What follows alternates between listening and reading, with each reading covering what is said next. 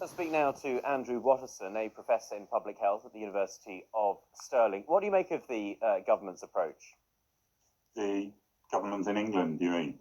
Yes, the Westminster government, as far as the restrictions are concerned for England. Okay, they really are out of step.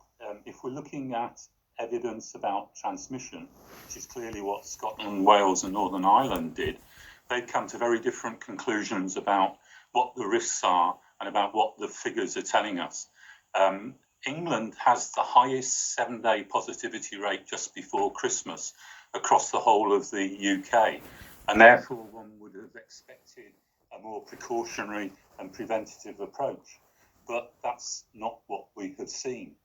So I think there's a real mismatch between what some of the data are telling us at the moment about transmission and what is happening in terms of policy and prevention. And on that point about the divergence in approach between the four nations of the United Kingdom, in terms of public health messaging and compliance, how much of an impact does it have if people, say, in Wales or Scotland or Northern Ireland, look at England and say, well, hang on, they're not having the same limitations and restrictions. Does it affect compliance and the way the restrictions are followed in those parts of the UK?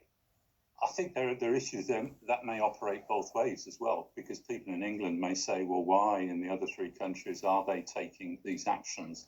But mixed messaging, I think, is a really big issue.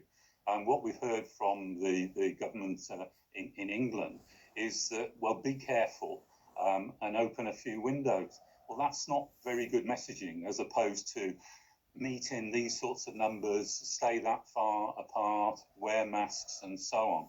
So I think there's a real problem across the UK now about muddled messaging, primarily created, I think, in England. Okay. Yes, I am, John.